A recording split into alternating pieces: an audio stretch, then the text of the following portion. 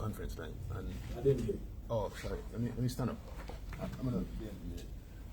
We had about 54 persons online listening to you, and we've gotten a lot of responses since that conference call that you spoke to us. But and I'm hearing you know even more than while you were online, because we are getting to the depth of everything that you are facing and the communities are facing over there.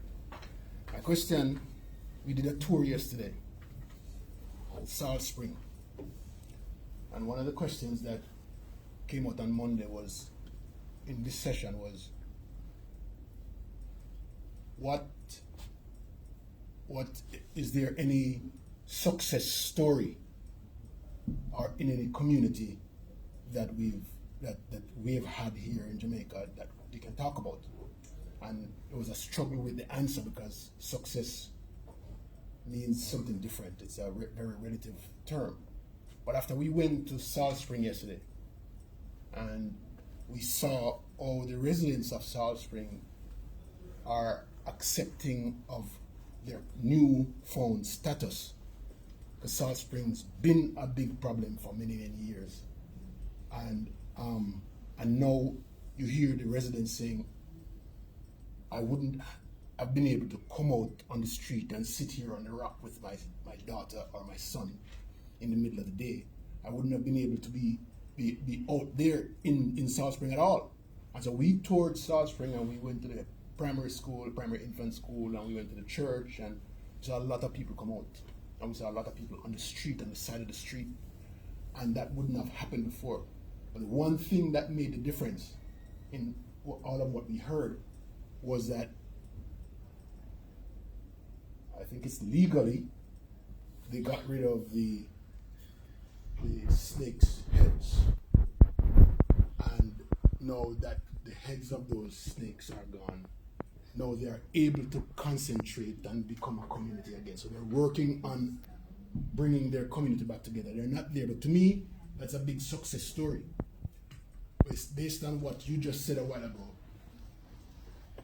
The snakes' heads are still there, and no matter what interventions we bring in, it's going to be hard to see any kind of change like Salt Spring as seen or endured. And so my question is, how do you get the results of a Salt Spring in Mountain View without the snake's head? So it's almost the same question that you did ask, yes. Yeah. So kind of answered it in a way before, but a community like Salt Spring, we have to be very careful, first of all, when we say we have gotten rid of the snake's head, because there is and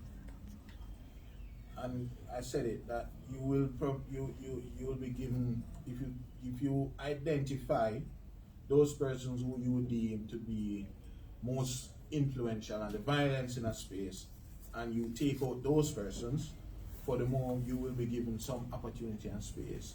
And how the residents and the stakeholders of Salt Spring deal with that is a question, and it appears that they're treating with it in a progressive way.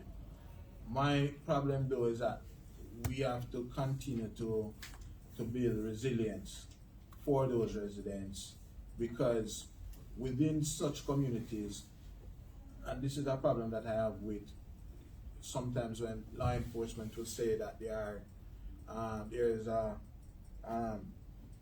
Nannyville gang. Nannyville is a community, and while there may be 10 perpetrators of violence in Nannyville, it's still a community. Those 10 persons cannot act and survive for as long as they have without support from the wider community. There is a natural changing of the guard. Communities will tell you that he can't be our leader because he don't come from here, he never born here, right? So that means there is internal validation of the leadership and the structures that produce violence in these communities. So even when you remove the leaders of these spaces, you still have the underpinnings and the structural machinations that have created the problems in the first place.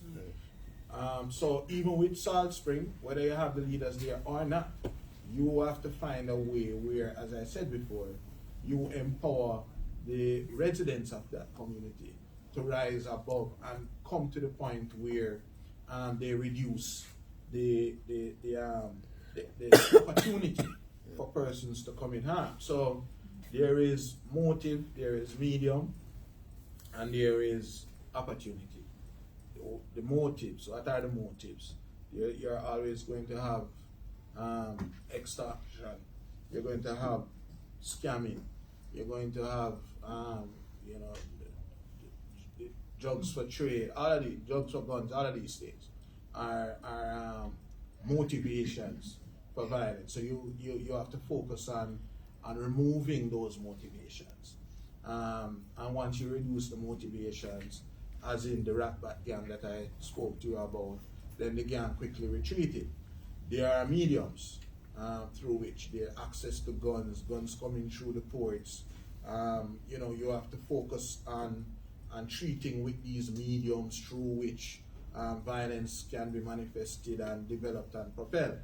And then there is the opportunity for violence, the environment for violence, focusing now on the young people, turning off that pipeline that is flooding the street down the road, ensuring, I have a 7-year-old son who I thought he was autistic at first because he was very slow in his development early on. And now he can read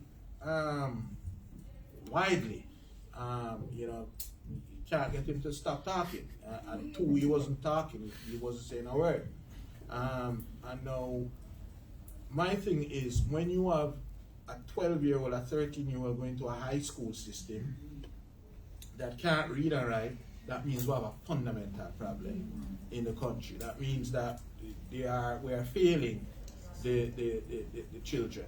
And there's a way to fix that, to fix and treat with that as an opportunity for crime down the road. So the investment in education is important, and early child education and how we deal with that. But there are also opportunities for crime physically on the ground, the environment, the zinc fences, the terrain, access to justice. Those are all opportunities that can be treated with, and there are opportunities when the community say, listen, a police time now, no more. There is investment. When they are the zone of special operations, at PMI we said that it would have been good if they had called it zone of economic development and put that emphasis on the building of the community first, and then knowing that yes, we're going to have the same level of security presence, but the community knows that what is being prioritized is their social and economic development, and with that you get the buy-in from the community, because now the community know that, listen, there is a vision that in 5 years we'll have this, 10 years the community will look like that, yes, and we don't want you to destroy that. I like that. So with that, you have reduced the opportunity for that small group to create mayhem in the community. That's good. So that's how That's great. That's a great answer. That would have been much better.